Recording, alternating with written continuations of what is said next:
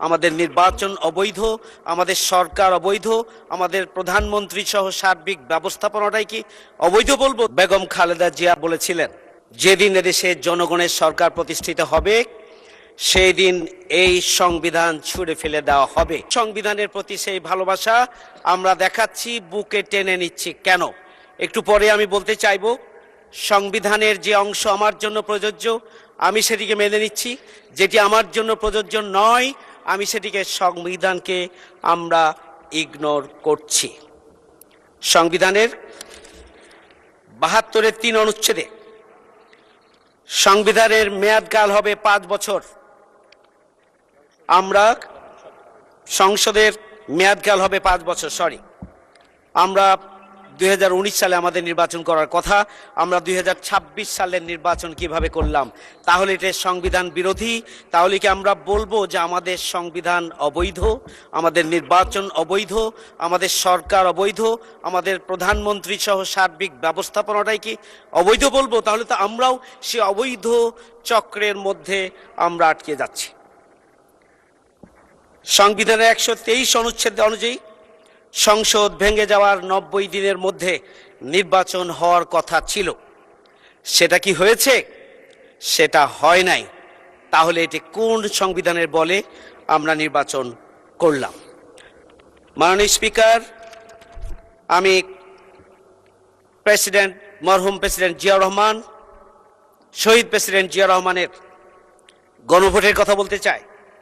শহীদ president Ziaur Rahman ১৯৭৭ সালের ৩০শে মে তিনি referendum ordinance 1977 এর মাধ্যমে গণভোটের আয়োজন করেছিলেন এবং এই গণভোটকে পরবর্তীতে সংবিধানের ১৪২ ক অনুচ্ছেদে এটাকে সংযোজন করা হয়েছিল। এটি কোন সংবিধানের বলে করা হয়েছিল? তখন তো কোনো সংবিধান ছিল না। মাননীয় স্পিকার, আমাদের মাননীয় প্রধানমন্ত্রী এখানে আছেন। তিনি তার নির্বাচনী প্রচারণায় বলেছিলেন,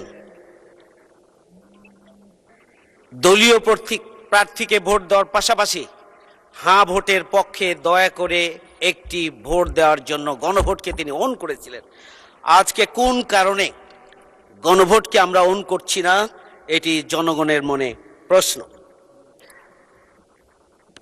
যে সংবিধানকে তারা আমাদের উপরে ছড়ি হিসেবে কাজে লাগিয়ে আমাদের উপরে নির্যাতনের স্টিম রোলার চালিয়েছিলেন, আজকে সেই সংবিধান নিয়ে আমাদের এই যে মাতামাতি, আমরা জুলাই গণঅভ্যুত্থানের যে চেতনা, যে স্পিরিট, সেটিকে প্রকৃত অর্থে যদি আমাদের ধারণ করতে হয় তাহলে তো উই ওয়ান্ট জাস্টিসকে ধারণ করতে হবে, তাহলে বৈষম্যহীন বাংলাদেশকে ধারণ করতে হবে, তাহলে প্রেসিডেন্ট এবং প্রধানমন্ত্রীর ক্ষমতার ভারসাম্যকে ধারণ করতে হবে, ২ টার্মের বেশি প্রধানমন্ত্রী থাকবেন এটি ধারণ করতে হবে, ২টি দলীয় দায়িত্ব এবং প্রধানমন্ত্রীর দায়িত্ব এগুলো একজন ব্যক্তির ওপরে থাকবে না, সেটিকে ধারণ করতে হবে। সেই বিষয়গুলোকে ধারণ করে আমরা ফ্যাসিবাদ মুক্ত নতুন বাংলাদেশ যদি প্রতিষ্ঠা করতে চাই তাহলে অবশ্যই জুলাই আদেশ বাস্তবায়নের মাধ্যমে যে গণভোট হয়েছে সেই গণভোটকে আমাদেরকে ওন করতে হবে এবং সেই গণভোটকে কাজে পরিণত করতে হবে, মেনে নিতে হবে, এর কোনো বিকল্প নাই। মাননীয় স্পিকার, আপনাকে ধন্যবাদ। ১ মিনিট সময় কি পাওয়া যাবে? কনক্লুড করেন মাননীয় স্পিকার, জুলাই সনদ এবং এর বাস্তবায়ন আদেশের মাধ্যমে গণভোটের ব্যাপারে রাজনৈতিক দলগুলো ঐক্যমত ছিলেন।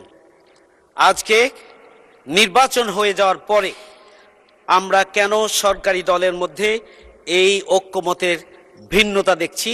আজকে এটি একটা বড় প্রশ্ন হয়ে দাঁড়িয়েছে। এটি সরাসরি জুলাই বিপ্লবের প্রতি অবজ্ঞা, এটি জুলাই বিপ্লবের শহীদদের প্রতি অবজ্ঞা এবং জনগণের যে আকাঙ্ক্ষা, সে আকাঙ্ক্ষার সাথে পরিপূর্ণরূপে সাংঘর্ষিক বলে আমি মনে করি। গণভোটের রায় আমাদেরকে মেনে নিতে হবে। জনগণের অভিপ্রায়ের পরম অভিব্যক্তি রূপে এই সংবিধান প্রজাতন্ত্রের সর্বোচ্চ আইন। সংবিধানের ৭, 2-এর অনুচ্ছেদে পরিষ্কারভাবে বলা হয়েছে। আজকে যে গণভোট অনুষ্ঠিত হয়েছে সেই গণভোটকে মেনে নিয়ে সেই গণভোটের যে সিদ্ধান্ত সেটিকে বাস্তব